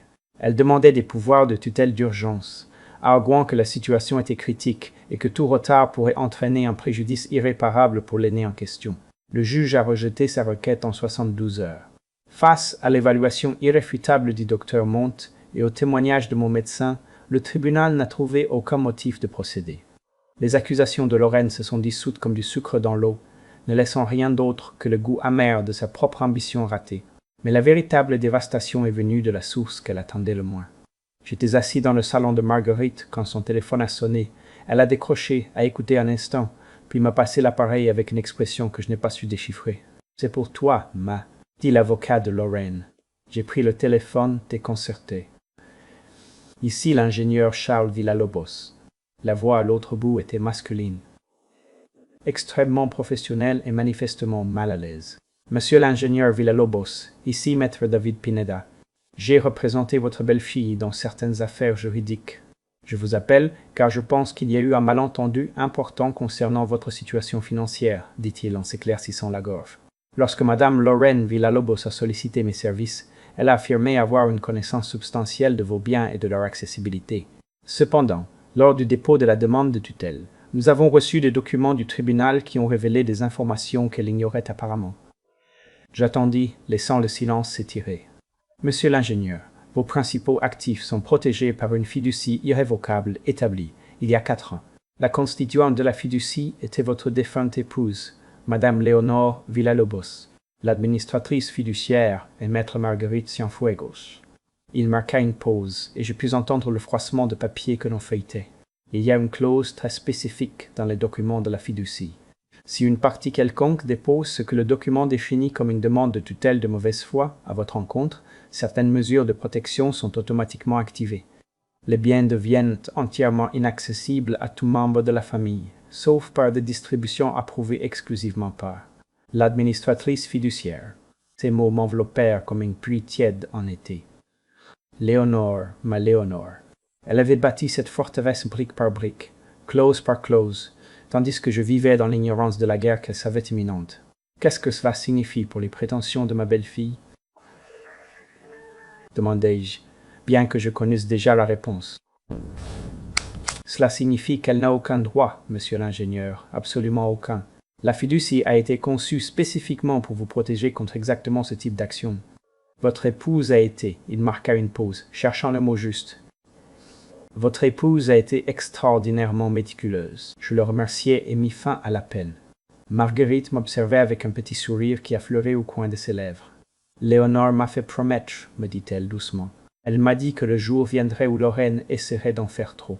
Elle m'a dit que la seule chose que j'avais à faire était d'attendre et que Lorraine marcherait toute seule dans le piège. Je pensais à mon épouse, mourant d'un cancer et trouvant pourtant la force de planifier des batailles qu'elle ne verrait jamais. Elle avait connu Lorraine mieux que quiconque d'entre nous, et m'avait aimé suffisamment pour ériger des murailles que je n'aurais jamais à défendre, car le simple fait de les attaquer détruirait. L'assaillant, Lorraine avait tenté de tout lui voler. Ce qu'elle ignorait, c'est que Léonore avait verrouillé le coffre des années avant même qu'elle ne planifie l'assaut. Marguerite m'appela l'après-midi suivant et me demanda de venir chez elle. Sa voix portait un poids que je ne lui avais jamais entendu auparavant, une solennité qui m'indiquait que nous étions arrivés à un moment qu'elle anticipait depuis des années. Lorsque je me garai, elle m'attendait déjà sur le porche malgré le froid mordant, serrant une enveloppe de couleur crème contre sa poitrine. « Les conditions sont remplies, me dit-elle, tandis que je montais les marches.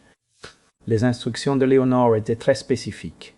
Cette enveloppe ne devait être ouverte que si quelqu'un déposait une demande de tutelle de mauvaise foi contre toi.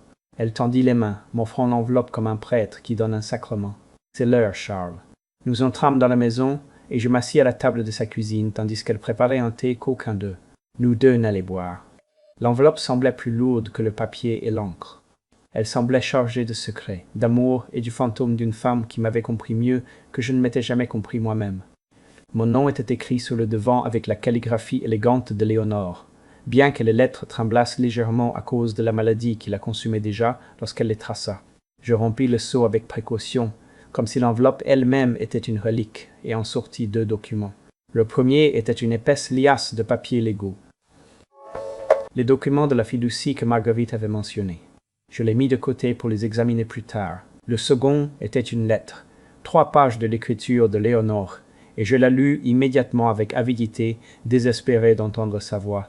Une fois de plus. « Mon très cher Charles, » commençait-elle, et je pouvais l'entendre prononcer les mots. Je pouvais la voir assise à son bureau dans la chambre que nous avions partagée pendant 4 décennies. « Si tu lis ceci, alors j'avais raison à leur sujet, et je le regrette plus que tu ne peux l'imaginer. Je ne regrette pas d'avoir préparé tout cela, mais il me fait mal que cela ait été nécessaire. Je regrette que notre fils ait épousé une femme qui t'a vu comme un obstacle plutôt que comme un père. Je regrette de ne pas avoir pu te dire de mon vivant ce que je savais être la vérité. Je fis une pause, m'agrippant à la table pour supporter la marée d'émotions qui montait dans ma poitrine. Tu les aurais défendus, continuait la lettre. Tu aurais cherché des excuses. Tu aurais vu de la bonté là où il n'y en avait pas une once. Tu aurais trouvé des raisons de pardonner ce qui n'aurait jamais dû être toléré. C'est comme ça que tu es, Charles. C'est pour ça que je suis tombée amoureuse de toi il y a 50 ans, et c'est pour ça que je t'aime toujours. Ta foi en les gens est la chose la plus belle et la plus dangereuse que tu possèdes. J'avais raison. J'aurais lutté contre elle à chaque étape.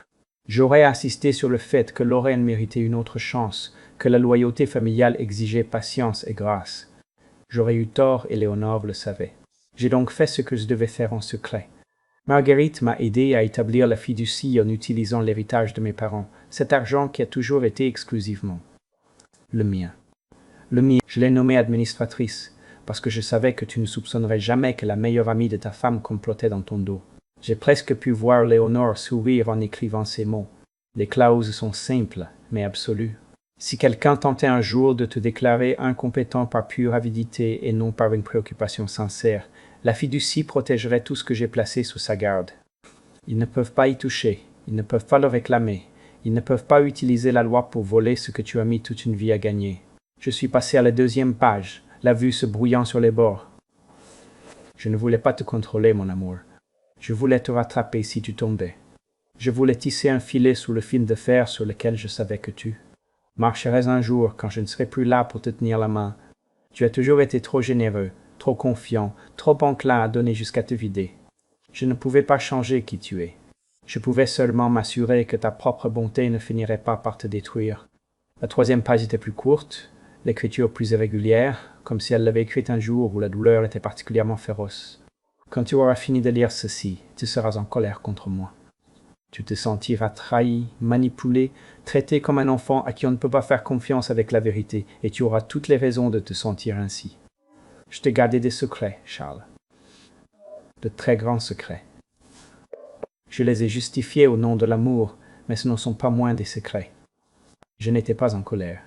J'étais incapable de trouver le moindre espace pour la colère, sous le poids écrasant de ce qu'elle avait fait pour moi. Mais si j'ai bien fait cela, si Marguerite a suivi mes instructions, et si Daniel a trouvé son courage, et que tu as enfin commencé à te défendre, alors peut-être comprendras-tu. Peut-être ne pardonneras-tu. Peut-être regarderas-tu notre vie ensemble et ne verras-tu pas les secrets que je t'ai gardés, mais l'amour immense qui les a rendus nécessaires. Elle signa la lettre de 3 mots qui me brisèrent quelque chose dans la poitrine et le réassemblèrent. Tienne pour toujours, Léonore. Je restai assis seul dans la cuisine de Marguerite, tandis que le soleil d'hiver s'éteignait et que les ombres s'allongeaient sur le sol. Je lus la lettre de Léonore 1, 2, 5 fois, jusqu'à ce que les mots s'impriment dans ma mémoire comme des inscriptions dans la pierre. Elle l'avait su. Elle s'était préparée. Elle avait construit des fortifications autour de ma vie, pendant que je restais aveugle au siège imminent, et elle avait tout fait parce qu'elle m'aimait trop pour rester assise à regarder ma propre noblesse me détruire. Alors les larmes vinrent, les premières que je versai depuis l'aube où je l'avais trouvée froide et immobile à mes côtés. Mais ce n'étaient pas les larmes de deuil que j'attendais. C'étaient des larmes de gratitude, d'émerveillement, d'un amour si profond qu'il avait traversé la frontière de la mort pour tenir ses promesses. Mon épouse m'avait aimé suffisamment pour se préparer au jour où l'on me trahirait. C'est un genre d'amour que la plupart des gens n'expérimentent jamais. Les semaines qui suivirent la lettre de Léonore furent remplies par la machinerie de la justice, broyant lentement, mais inexorablement. Lorraine retira sa demande de tutelle le lendemain du jour où son avocat lui expliqua l'étendue absolue des protections de la fiducie, mais elle le regretta trop tard pour défaire ce qu'elle avait déjà mis en marche. Il y a des portes qui, une fois ouvertes, ne peuvent plus être refermées. Il y a des conséquences qui, une fois déclenchées, doivent suivre leur cours jusqu'au bout. Daniel demanda le divorce par un matin de janvier glacial, entrant au tribunal avec une chemise de documents et la clé USB qui contenait 18 mois de vérité enregistrée. Je lui proposai de l'accompagner, mais il secoua la tête. « C'est quelque chose que je dois faire seul, papa, pour Thomas et pour moi. » Je le vis s'éloigner, ce fils que j'avais si longtemps mal jugé, et je sentis une fierté qui me remplit les yeux de larmes. Les enregistrements se révélèrent dévastateurs.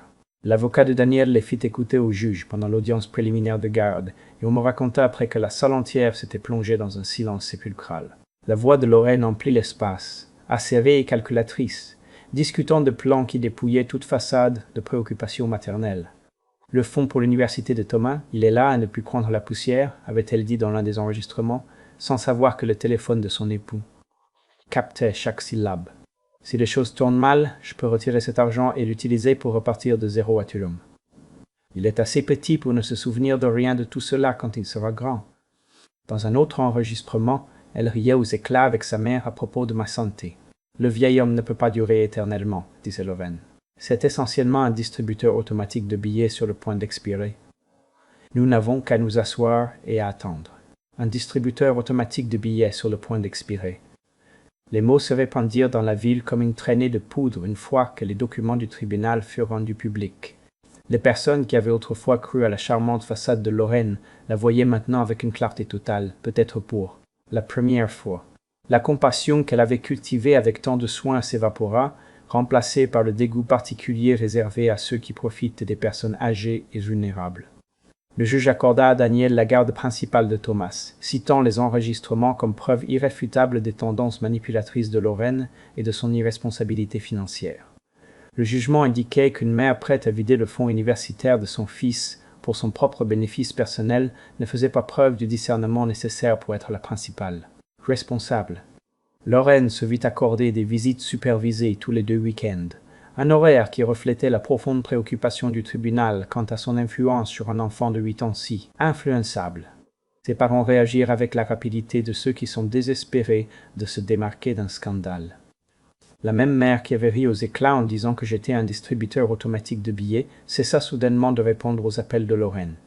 Le père, le même qui avait levé son verre dans cette vidéo qui avait tout déclenché, retira discrètement sa fille du conseil d'administration de l'entreprise familiale. Ils n'émirent ni communiqués publics ni dénonciations dramatiques. Ils s'éloignèrent simplement, refermant leur cercle de protection, jusqu'à ce que Lorraine se retrouve debout, complètement seule, à l'extérieur. J'observais sa chute de loin. Je ne ressentis aucun plaisir à sa souffrance, mais je ne ressentis pas non plus l'obligation de l'éviter. Elle avait bâti sa propre ruine, brique par brique, mensonge par mensonge. Je n'étais qu'un témoin de l'architecture de conséquences qu'elle avait elle-même conçue sans se rendre compte de ce qu'elle érigeait. L'appel arriva une nuit de février, alors que la neige recouvrait la terre et que l'obscurité tombait tôt sur la montagne. J'étais en train de lire dans le fauteuil à bascule de Léonore avec une tasse de thé qui refroidissait à mes côtés lorsque le nom de Lorraine apparut sur l'écran. Je fus sur le point de ne pas répondre, mais quelque chose me fit décrocher. Peut-être une dernière curiosité de savoir ce qu'il lui restait à dire. Beau papa. Sa voix était plus petite que je ne l'avais jamais entendue, dépouillée de l'arrogance qu'il avait définie depuis le jour où je l'avais rencontré. S'il te plaît, papa, pouvons-nous parler? Je ne dis rien, attendant. Je sais que j'ai commis des erreurs, continua-t-elle, lâchant les mots d'un coup. De très grosses erreurs. Je me suis trompé sur énormément de choses et je suis désolé. Vraiment, je suis tellement désolé. Maintenant, elle pleurait et ses sanglots ponctuaient chaque phrase. Mais tout le monde mérite une seconde chance. Je suis la mère de Thomas. Je suis l'épouse de Daniel. Je fais partie de cette famille. S'il te plaît, papa, aide-moi à arranger ça. Aide-moi à ce que tout redevienne normal. J'entendis ses larmes. J'entendis les supplications désespérées d'une femme qui avait enfin touché un fond qu'elle n'avait jamais cru exister. Une partie de moi, celle que Léonore aimait et pour laquelle elle se souciait à part égale, voulut lui offrir du réconfort. Elle voulut chercher les mots qui apaiseraient sa douleur et restaureraient une certaine version de la paix. Mais alors je pensais à la vidéo, je pensais aux commentaires dédaigneux et aux rires qui s'ensuivirent. Je pensais à 15 ans de condescendance et de contrôle. Je pensais au fonds universitaire de Thomas, au distributeur automatique de billets sur le point d'expirer et à chaque petite cruauté qu'elle avait infligée tout en souriant. Ce sourire qui n'atteignait jamais ses yeux. « Lorraine, lui dis-je d'une voix très basse, tu as eu 15 ans d'opportunité, 15 ans pour me traiter avec la plus élémentaire des décences humaines, 15 ans pour être l'épouse que mon fils méritait et la mère dont Thomas avait besoin. » Je fis une pause, laissant les mots tomber de tout leur poids. Tu as utilisé chacune de ces opportunités pour apprendre à mon fils à avoir honte de son père, pour apprendre à mon petit-fils que j'étais trop vieux et trop lent pour avoir de l'importance. Tu as pris tes décisions, Lorraine, toutes et chacune d'elles. Et maintenant, tu auras tout le temps de réfléchir au prix de ces décisions. Je raccrochai avant qu'elle ne puisse répondre. Le téléphone sonna de nouveau immédiatement. Je le laissai partir sur la messagerie vocale. Il sonna 3 fois de plus cette nuit-là, chaque appel plus court que le précédent, jusqu'à ce que finalement le silence s'installe sur la maison comme une couverture de neige fraîche. La voix de Lorraine avait tremblé, mais ce n'était plus de rage. Pour la première fois, elle comprenait exactement tout ce qu'elle avait perdu. Le printemps arriva lentement cette année-là, faisant fondre la neige par plaques et laissant apparaître les premières pousses timides dans le jardin de Léonore. J'observais la transformation depuis la fenêtre de ma cuisine chaque matin, une tasse de café à la main, et je sentais que quelque chose en moi aussi se dégelait. L'hiver avait été long et brutal d'une manière qui n'avait rien à voir avec la température, mais il touchait enfin miséricordieusement à sa fin. Le divorce fut prononcé un mardi d'avril. Daniel m'appela depuis le parking du tribunal, sa voix empreinte d'un mélange d'épuisement et de soulagement que je reconnus de mon propre cheminement à travers le deuil. « C'est fait, papa, me dit-il. C'est vraiment fini. » Je lui dis de venir dîner, et il arriva ce soir-là avec Thomas. Tous deux semblaient plus légers que je ne les avais vus depuis des années. Daniel trouva un appartement à 5 kilomètres de chez moi, un modeste 2 pièces dans un complexe pour jeunes professionnels et personnes qui repartaient de zéro. Il plaisantait en disant qu'il correspondait désormais aux 2 catégories. L'accord de garde partagé lui laissait Thomas toutes les 2 semaines, en plus des mercredis après-midi et des jours fériés alternés. Ce n'était pas la présence constante qu'il désirait, mais c'était une base suffisamment solide pour reconstruire. Nous établîmes de nouveaux rituels, sans même nous concerter. Chaque dimanche matin, Daniel et Thomas apparaissaient à ma porte vers 9 heures, et je leur préparais des Art Connor au beurre, avec une touche de vanille et des myrtilles incorporées à la pâte. Thomas mettait la table en utilisant les mêmes assiettes que sa grand-mère avait utilisées pendant des décennies, manipulant chaque pièce avec un soin qui suggérait qu'il en comprenait l'importance, même s'il ne savait pas l'expliquer avec des mots. Les conversations lors de ces petits déjeuners dominicaux étaient simples, libérées du poids de tout ce que nous avions enduré.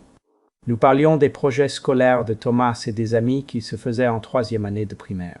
Nous discutions du nouveau poste de Daniel dans une agence du centre-ville, un emploi qu'il avait accepté spécifiquement parce qu'il lui offrait stabilité et horaire décent, plutôt que le statut et le prestige que Lorraine l'avait toujours poussé à rechercher. Nous planifions des voyages de week-end à la montagne et débattions des légumes à planter dans le potager que je préparais pour le printemps. Nous ne parlions pas de Lorraine. Son nom devint un silence que nous choisîmes de partager, non par évasion, mais parce que le cycle s'était refermé. Il n'y avait plus rien à analyser, aucune blessure qui nécessitait d'être examinée à nouveau. Elle était devenue une partie de notre passé, un chapitre que nous avions clos et rangé dans la bibliothèque sans la moindre intention de le relire. Les silences entre nos mots devinrent confortables d'une manière qu'ils n'avaient jamais été. Daniel s'asseyait à la table de la cuisine, regardant Thomas dévorer les hotcakes avec cet appétit de puits sans fond qu'ont les enfants, et je le voyais sourire sans aucune raison particulière. Parfois, je me surprenais à le regarder, et j'acquiesçais légèrement d'une reconnaissance qui n'avait pas besoin de traduction. Nous redevenions enfin père et fils, après des années d'une distance que ni l'un ni l'autre n'avait su comment réduire. Je trouvai la lettre un samedi après-midi fin mai, alors que je nettoyais les derniers recoins du bureau de Léonore.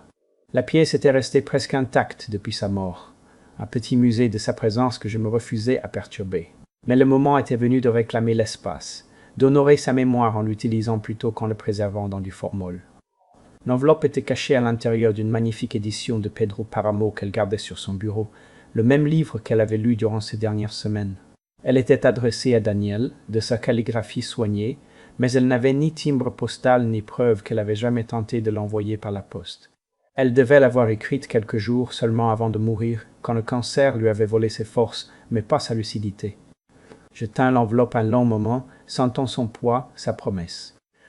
Puis je la mis de côté et terminai de nettoyer, attendant l'arrivée du dimanche. Daniel arriva le lendemain matin avec Thomas comme toujours, et nous mangeâmes nos Art Connor en parlant de choses sans importance. Quand Thomas sortit jouer dans le jardin, je pris l'enveloppe de la cheminée où je l'avais posée et la tendis à mon fils sans lui donner d'explication. Il vit la lettre et resta complètement immobile. « Je l'ai trouvée hier, lui dis-je. Elle ne l'a jamais envoyée. Je crois qu'elle voulait que tu la trouves toi-même, le moment venu. » Daniel ouvrit l'enveloppe, les mains tremblantes, et en sortit une seule feuille de papier. J'observais son visage pendant qu'il lisait. Je vis les émotions le traverser comme des nuages dans un ciel d'été. Il serra la mâchoire et ses yeux se remplirent de larmes qu'il n'essaya pas de cacher. Quand il eut fini, il la relut en silence, bougeant à peine les lèvres, comme s'il gravait chaque mot dans sa mémoire. Puis il leva les yeux vers moi, et les larmes coulèrent enfin sur ses joues. « Que te dit-elle » demandai-je doucement. Il me tendit la lettre, incapable de parler.